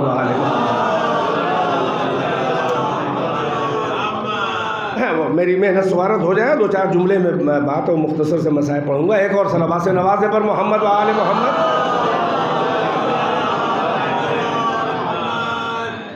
اب سوال یہ ہے کہ اگر رسول اللہ کے گھر میں ہر ایک گھس آنے والا یا گھسنے والی جو بھی رسول کے بڑے والے گھر میں آ جائے، اگر گھر میں آ جانے والے اہل بیت ہیں تو اینٹیں اور گارے اور پتھر کے مضبوط گھر میں الگ سے چادر کا ایک کمزور بیت بنانے کی ضرورت ہی کیا ہے؟ نہیں پہنچی میری بات، نہیں؟ وہ اگل بغل کی کھانا خوشی سے ماحول خراب ہو جاتا ہے۔ ارے بھائی میں نے کہہ دیا چند منٹ، تو پھر کم سے کم دلچسپی سے یہ اختتامی جملے تو سنبھال لے۔ رکے رہیے، وہ منع کر رہے ہیں بھائی، نہ لگائیے نعرہ، وہ منع کر رہے ہیں، دیکھ نہیں رہے، ابھی کہہ رہے ہیں رکے رہو۔ بات سمجھ رہے ہیں؟ کچھ لوگ چاہتے ہیں کہ مجلس ذرا سا جاگتے ہوئے ماحول میں ہو، کچھ لوگ چاہتے ہیں کہ بس جیسے تیسے نپٹ جائے۔ چلے ایک نپٹا رہا ہوں، صلوات، اچھی بات نہیں ہے۔ اب میں اہل بیت کے سلسلے میں معیار سارا بتا چکا، اب جو تاریخ میں ہے اس سے انکار کرو۔ ابھی تک تو علمی طور پہ کہہ رہا تھا کہ اہل بیت کون ہے اور رزق کیا ہے اور کیا ہے، کیسے ہے اور معیار کیا ہے، اہلیت کیا ہے، عہدہ کیا ہے۔ اب یہاں پر میں یہ کہہ رہا ہوں، اب تاریخی اعتبار سے ثابت ہے، اگر پیغمبر کے گھر میں ہر ایک آ جانے والا اہل البیت ہے، اور نبی کے اہل البیت، ابھی بتاتا ہوں ایک جملے میں کہ کس کے اہل بیت، اگر گھر میں آ جانے والا ہر ایک بیت نبی میں آ جانے والا اہل البیت ہے، تو مضبوط گھر کے اندر چادر کا الگ سے ایک کمزور چھوٹا سا بیت بنانے کی ضرورت ہی کیا ہے؟ وہ اسی لیے الگ سے چادر کا بیت بنایا گیا کہ اس بڑے گھر میں آنے والے اہل البیت نہیں ہیں، بلکہ جو اس چادر میں آ جائیں وہ اہل البیت ہیں۔ اور پھر عجیب جملہ ہے، سنیں بھائی، نبی کے اہل البیت اگر ہیں تو چلو ازواج و گھر والے شامل، مگر یہ نبی کے اہل بیت ہیں ہی نہیں۔ اللہ نے قرآن میں اہل البیت کہا ہے، بھائی ضائع نہ جائے میری بات، اہل بیت نبی نہیں کہا ہے، محمد کے اہل بیت نہیں ہیں۔ اگر محمد کے اہل بیت ہوتے تو محمد الگ ہوتے اور ان کے اہل بیت، جیسے آپ اور آپ کے اہل بیت، آپ الگ ہیں، آپ کے اہل بیت الگ، آپ ہیں، آپ کے گھر والے آپ کے اہل بیت، مگر آئیے دیکھیں کہ یہ محمد کے اہل بیت ہے یا کچھ اور ہے۔ بھائی چادر کے نیچے جب جمع ہوئے اور جبرائیل نے جب پوچھا کہ یہ کون ہے، تو اللہ نے کیا کہا؟ ہم اہل بیت النبوہ، یہ اہل بیت نبوت ہیں، یہ فاطمہ ہیں، یہ ان کے بابا ہیں، یہ ان کے شوہر ہیں، یہ ان کے بچے ہیں۔ یعنی اللہ نے جبرائیل سے کہا کہ چادر میں جو بھی ہیں یہ لوگ اہل بیت ہیں۔ ارے محمد کے اہل بیت نہیں، بلکہ محمد خود اہل بیت میں سے ہے۔ صلوات پر محمد و آل محمد۔ پہنچی میری بات کہ نہیں پہنچی؟ یعنی چادر میں اللہ کہہ رہا ہے کہ یہ اہل بیت نبوت ہے، مادن رسالت ہے، یہ فاطمہ ہے، یہ ان کے باپ ہے، ہم فاطمہ و ابوہا و بعلوہا و بنوہا، تو پیغمبر تو اس میں شامل ہے۔ یہ نبی کے اہل بیت نہیں ہے، یہ اہل بیت نبوت ہیں۔ نبی کی بحیثیت مرد کے اہلیہ اور بیوی ہونا اور ہے، نبی کے اہل اور اہلیہ ہونا اور ہے، نبوت کی اہلیہ ہونا اور ہے۔ توجہ ہے کہ نہیں ہے؟ نبوت کی اہلیہ وہ ہوتی ہے کہ جس سے نبی کی نسل آگے بڑھے، نہیں غور فرمایا؟ اسی لیے بیت رسالت کی وحدہ لا شریک اکلوتی اہلیہ وہ مادر زہرا ملکہ ملکۃ العرب خدیجہ کبریٰ یہ نبوت کی اہلیہ ہے، یعنی اہل بیت نبوت کی ماں ہے۔ یہی سبب ہے کہ جو باقی ازواج ہیں خدیجہ سے ان کا فرق یہ ہے کہ جو محمد کی نسل کی ضمانت ہے اس زوجہ کو محمد اس کے گھر سے جا کر لے کر آئے، اور جو نبوت کی اہلیہ نہیں ہیں انہیں پیغمبر جا کے نہیں لائے بلکہ وہ بھیجی گئیں۔ صلوات پڑھنے پر محمد و آل محمد۔ پہنچ گئے ہو جو حضرات اشاروں تک، کیونکہ اشاروں کی تشریح کا وقت نہیں ہے، اسی لیے عرض کر رہا ہوں کہ چادر کے نیچے جو جمع ہے یہ ہے اہل البیت، اور پیغمبر خود ون آف دیم ہے۔ نبوت کے اہل بیت چادر میں ہے، خود پیغمبر اس میں سے ایک ہے۔ بس اب لیول دیکھیے، میں نے کہا اللہ اہل البیت کہہ رہا ہے، اور اب افراد کا تعارف اللہ نے نام نہیں لیا بلکہ پیغمبر کے حوالے کیا کہ بتا دیجئے کہ آیت کے لیول کے کون لوگ ہیں۔ اسی لیے چادر میں ہر ایک کی انٹری نہیں ہوئی۔ ام سلمہ نے بھی چاہا تو پیغمبر نے کھینچی چادر، کہا انت علی الخیر، تم خیر پر ہو مگر یہ اسٹیٹس کچھ اور ہے، یہ عصمت کبریٰ کا اسٹیٹس ہے۔ اگر آپ ایک جملہ آخری میرا سنبھال لیں، چادر کے نیچے کا اسٹیٹس تو دیکھو کتنا بلند ہے۔ ایک ہے سید الانبیاء والمرسلین، نبیوں اور رسولوں کا سردار، ایک ہے سید الاولیاء والاطراء مولا، ایک بی بی ہے سیدۃ نساء العالمین من الاولین والآخرین، دو ہیں سیدہ شباب اہل الجنہ، اہل جنت کے جوانوں کے سید و سردار۔ ان میں جو 5 ظاہر بظاہر نظر آ رہے ہیں یہ سب جو ہیں وہ اپنی اپنی لائن اور اسٹریم کے چیف ہیں۔ نہیں محسوس کیا؟ اپنی اپنی لائن کے سردار ہیں، اور اپنی اپنی سرداری میں اللہ کے نزدیک یہ انڈیپینڈنٹ ہیں، یہ رشتوں کی بنیاد پر سردار نہیں ہے بلکہ ہر ایک ڈائریکٹ اللہ کی نظر میں سردار ہے۔ تبھی تو ایک نبیوں کا سردار ہے، ایک ولیوں کا سردار ہے، ایک خواتین کی سردار ہے، دو جنت کے سردار ہیں۔ یہ سب بڑے بڑے سردار چادر یہ اوریجنل سید ہیں، یہ حسب نسب کے رشتہ داری والے، یہ رضوی کاظمی اور عابدی والے سید نہیں ہیں۔ صلوات پر محمد و آل محمد۔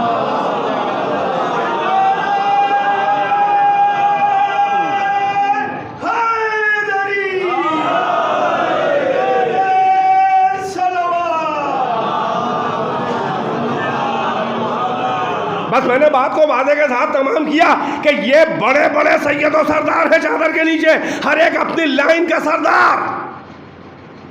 اس میں رشتہ داری کے بہانے میں کوئی نہیں گھس پائے گا چادر کے نیچے، لاکھ چاہے گھر میں آ گیا ہو یا آ گئی ہو۔ چادر کا اسٹیٹس بہت سب محمد کے لیول کے سردار ہیں، محمد کے رشتے کی بنیاد پہ نہیں ہیں، اللہ کی نظر میں ڈائریکٹ سید ہیں۔ لہذا چادر کے نیچے کا معیار اتنا اونچا ہے کہ ہر ایک اپنی اپنی لائن کا سردار ہے۔ ان 5 کا چھٹا کوئی غیر سید نہیں بنے گا بلکہ ان 5 کا چھٹا وہی بنے گا جو کم سے کم اپنی لائن کا سردار ہو۔ تبھی تو ملائکہ کا سردار جبرائیل چھٹا بنا، جو اپنی لائن کا سردار ہو۔ بس عزیز و بات کو تمام کیا۔ لہذا اب جو معیار ہے رشتے کے دور ہونے اور طاہر اور مطہر اور پاک ہونے کا، اب معیار 5 کامن ہیں، کسی کو انکار نہیں ہے۔ توجہ ضائع نہ جائے میرا جملہ۔ نبیوں کا سردار، ولیوں کا سردار مولا، خواتین جہان کی اولین و آخرین کی سیدہ مریم کی بھی سردار فاطمہ، جنت کے سردار حسن حسین جو بھی جنتی ہے ان کے سردار، سوائے ان کے بابا نانا ماں کو چھوڑ کے سب کے سردار، کیونکہ وہ سب سردار، ماں اہل جنت کی خواتین کی سردار، یہ بڑے بڑے سردار ہیں، یہ کوئی معمولی مجمع نہیں ہے، یہ جوہر عالم امکان نچوڑ کے چادر کے نیچے آ گیا ہے، تبھی تو جبرائیل پہچان نہ سکا۔ سن لے بھائی، توجہ ہے کہ نہیں ہے؟ ان اذانوں اور نمازوں کو پالنے والا یہ ذکر اہل بیت ہے، لہذا چند منٹ تاخیر سے ہی، توجہ ہے کہ نہیں ہے؟ یہ جوہر عالم امکان نچوڑ کے چادر کے نیچے آ گیا ہے، ورنہ جبرائیل کہتا وہ یا رب ومن تحت الکساء ہے، میرے پالنے والے چادر کے نیچے یہ ہے کون؟ یہ کون سی چوہل بازی ہے؟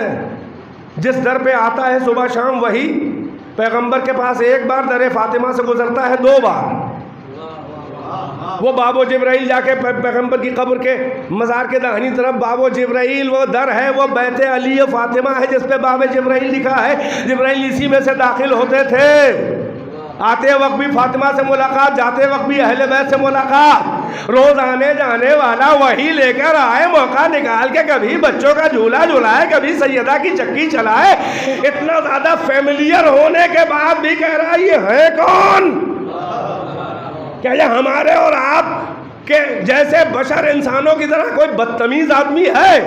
یہ ملائکہ کا سردار ہے، یہ اللہ سے چوہل بازی کرے گا؟ جیسے کہ کہتے ہیں تجاہل عارفانہ، تجاہل عارفانہ کا مطلب پہچان کے نہ پہچاننے کی ایکٹنگ کرنا۔ جملے ضائع جا رہے ہیں میرے، پہچان کے نہ پہچاننے کی بنوٹ ایکٹنگ کرنا۔ جیسے میں آپ کو پہچانتا ہوں لیکن مجھے جلن ہو رہی ہے تو میں یوں ہی آپ کو ڈسگریس کرنے کے لیے کہوں کہ یہ کون صاحب ہے، اور کوئی صاحب پلٹ کے کہہ دے یہ وہی ہے جنہوں نے آپ کو 1 لاکھ روپیہ ادھار دیا تھا، جن کے باپ کا احسان آپ کے باپ پر ہے، یہ مکاری کہلاتی ہے۔ غور کر رہے تجاہل عارفانہ، پہچان کے نہ پہچاننے کا اظہار اور ایکٹنگ کرنا۔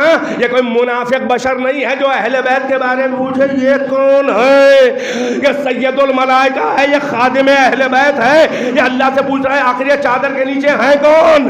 یہ تجاہل عارفانہ نہیں ہے، بلکہ سنے اگر کسی لائق بات ہو بات تمام۔ حقیقت میں جبرائیل اس وقت پہچان ہی نہیں پایا تھا کہ چادر کے نیچے کون ہے، جب اللہ نے زمین و آسمان کے قلابے ملا دیے ان کی مدح میں حدیث کے ساتھ کہ کچھ نہ پیدا کرتا اگر یہ نہ ہوتے، ان کی محبت میں پیدا کیا۔ مگر اہل بیت کو اس وقت جبرائیل کیوں کہہ رہا ہے کون ہے، اس کا راز سنیں۔ بھئی چادر ہے سیدہ کی برد یمانی، حدیث کے ساتھ جو پڑھتے ہیں چادر یمانی، اور چادر کا سائز دیکھ لے جا کے کتابوں میں تو راز کھل جائے کہ جبرائیل کیوں نہ پہچانا۔ بھئی اگر میری محنت سوارت ہو ان 2 جملوں میں، چادر کا سائز یہ ہے کہ بی بی اگر سر چھپاتی تھیں تو پاؤں نہیں ڈھک پاتے تھے، ہے نا، سنا ہے کہ نہیں؟ اور اگر پاؤں چھپا لے تو سر نہیں ڈھک پاتا تھا۔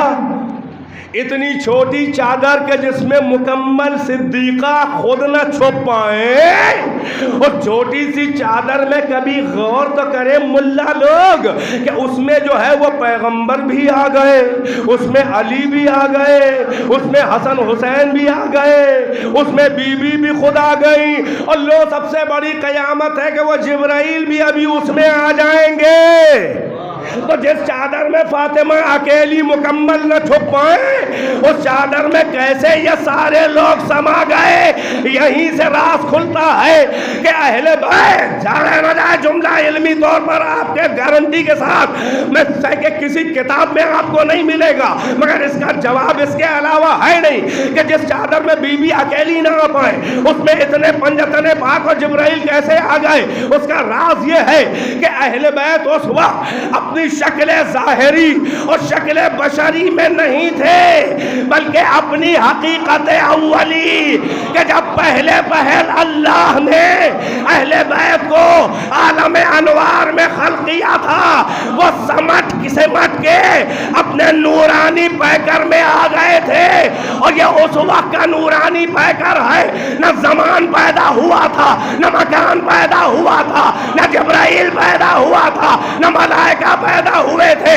تو جبرائیل نے اس شکل اول نورانی میں کبھی دیکھا ہی نہ تھا، تبھی تو پہچان نہ سکا کہ یہ کون ہے.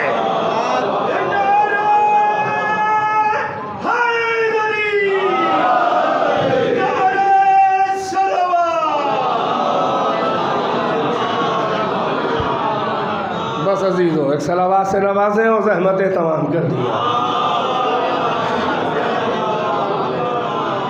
بس عزیزوں تو یہ وہ اہل بیت ہیں کہ جس میں صدر الصدور اور مرکز تعارف دائرہ عصمت کا جو معتبر ترین نقطہ اور مرکز ہے وہ ذات صدیقہ کبریٰ ہے. اور یہی مرکزیت نظر آئی کہ بڑے بڑے عہدے والے جہاں رسالت اور امامت کا سنگم ہو، عرش والوں سے تعارف نہ نبوت سے، نہ رسالت سے، نہ امامت سے، بلکہ بی بی فاطمہ کے نام سے تعارف. یہ فاطمہ ہیں، یہ ان کے بابا، یہ ان کے شوہر، یہ ان کے بچے. اب جن محترمہ یا محترماؤں کو اہل بیت بننے کا بڑا شوق ہے، اہل بیت کی ڈیفینیشن ہے اہل بیت کون ہے؟ فاطمہ اور ان کے رشتہ دار. اب جن محترمہ کو اہل بیت بننے کا شوق ہے، پہلے فاطمہ سے اپنا رشتہ بتائیں کیا ہے.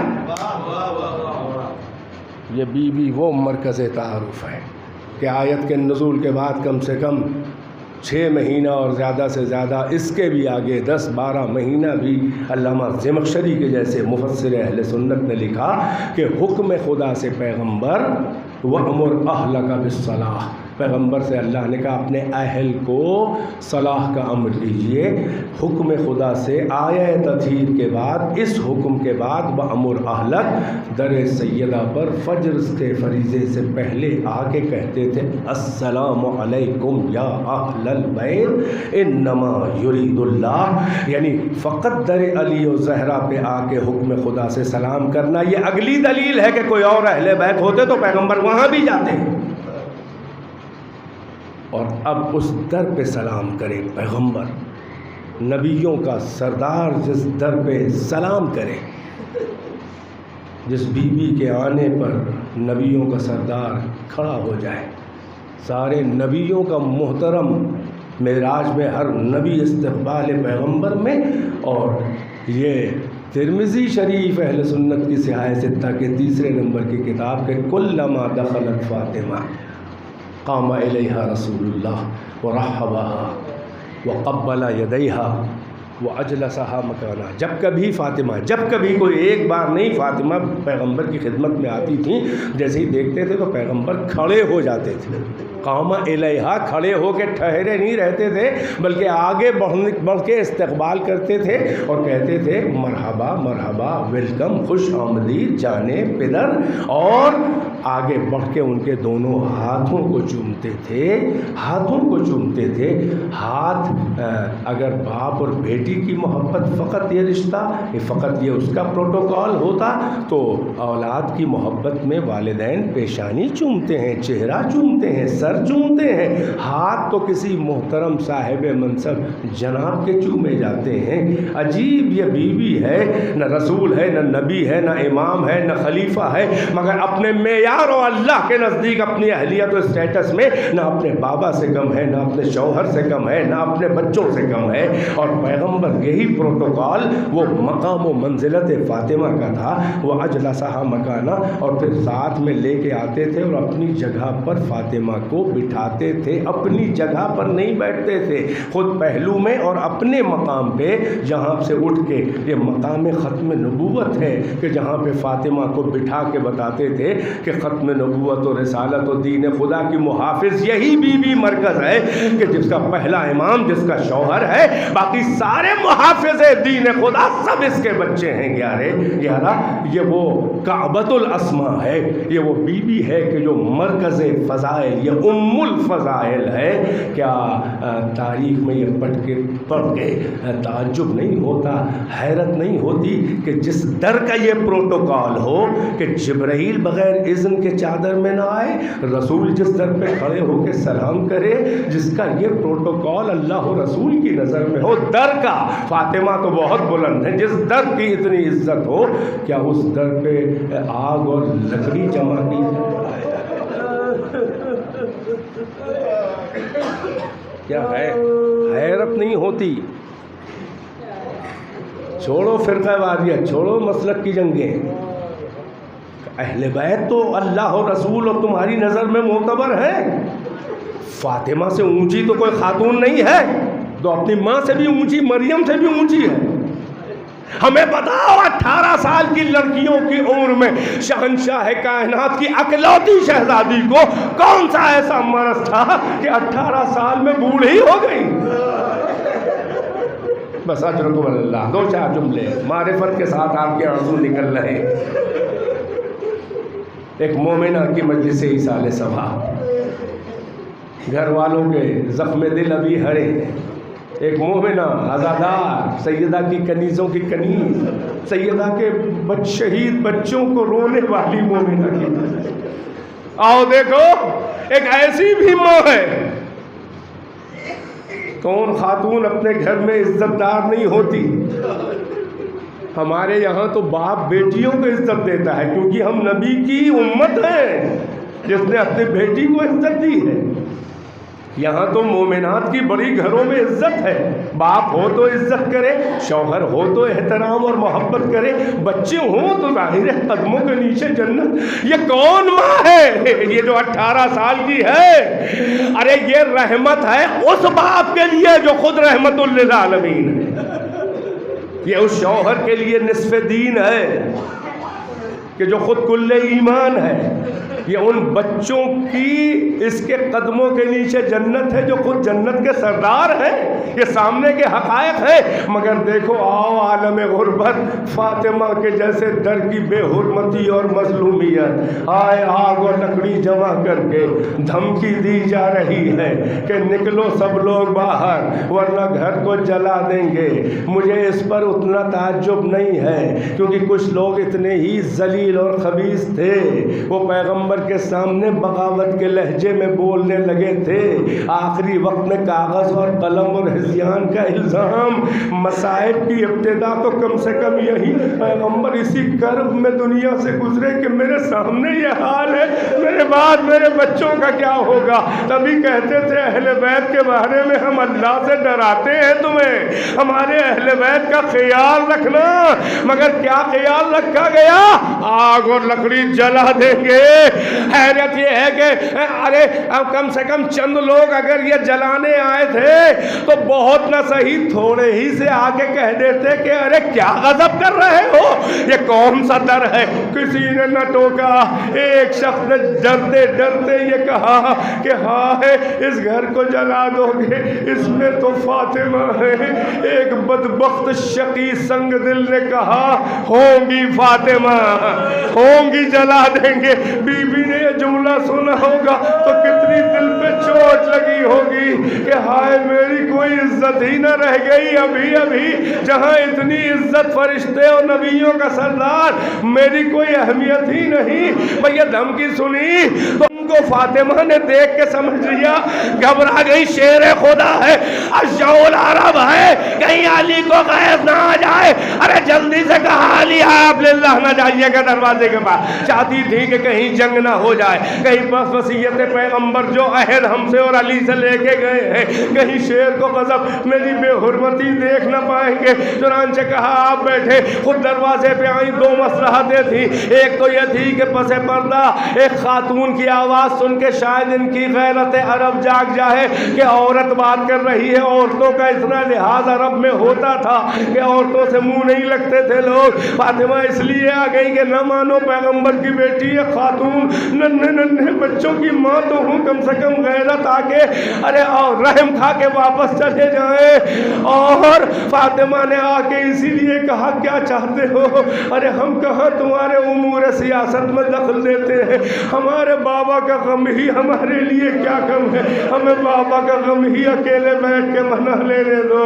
مگر کہا کہا کہ گھر کو جلا دیں گے ورنہ علی کو باہر نکالو۔ اب بی بی اپنے بارے میں تو سن چکی تھی، فقط ایک جملہ کہا، اپنے لیے کچھ نہ کہا بلکہ کہا اس گھر کو جلا دو گے، اس میں تو پیغمبر کے چھوٹے چھوٹے پھول حسن حسین ہیں جن کے رونے سے پیغمبر اپنے سفر کو تاخیر کر دیتے تھے کہ حسن حسین چپ ہو جائیں تو میں جاؤں۔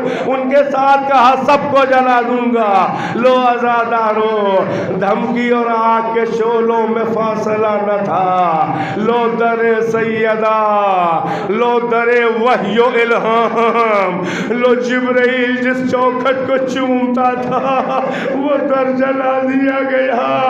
ادھر اکیلی فاطمہ، جلتا ہوا دروازہ، ادھر سے دھکا دیا جا رہا ہے۔ وہ جب دروازہ گرنے لگا تو بی بی نے چند مجرم چہرے دیکھے جن کی آنکھوں میں دشمنی کا خون نظر آ رہا تھا۔ اکیلی شہزادی ایک بار بابا کی قبر کا رخ کیا، کہا واہ بتا اے بابا دیکھیے کیسے میرے گھر کو ہائے بے پردہ کیا جا رہا ہے۔ دروازہ لے کے فاطمہ اپنے اوپر گری۔ تاریخ میں فقط ایک آواز نظر آئی، ایک کراہ کی آواز کے ساتھ کہا یا فضہ خذینی لقد قتلوا جنینی، اے فضہ مجھے تھام لے، میرے بچے کو مار ڈالا۔ ننھے ننھے بچے بسور بسور کے ماں کا حال دیکھ رہے ہیں۔ علی ضبط کا امتحان دے رہے ہیں، اللہ کا شعر، مگر سیدۃ النساء کی یہ بے حرمتی، وصیت رسول، دین خدا کی بقا، میدانوں میں علی کا وہ امتحان نہ ہوا جتنا بے حرمتی ہے فاطمہ پر علی نے زہر کے گھونٹ پیے۔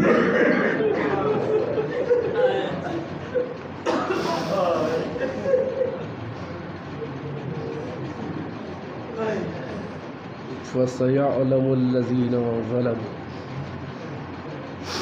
أَيَّ مُنقَلَبٍ يَنقَلِبُونَ اللَّهُمَّ الْعَنْ قَتَلَةَ الْحُسَيْنِ وَأَصْحَابِهِ أَجْمَعِينَ رَبَّنَا تَقَبَّلْ مِنَّا إِنَّكَ أَنْتَ السَّمِيعُ الْعَلِيمُ بِنَبِيِّهِ وَآلِهِ الْأَطْهَارِ اللہم عجل فی فرج مولانا صاحب الزمان۔ آپ حضرات سے گزارش ہے مزید ایک بار سورہ فاتحہ کی تلاوت کرنا، اس کا ثواب، اور اس مجلس فضائل و مصائب اہل بیت اطہار کا ثواب جناب مرحومہ و مغفورہ زیب النساء بنت جناب سید حسن آل اللہ مقامہما کی روح کو ایصال فرما دے۔ اللہ بسم اللہ۔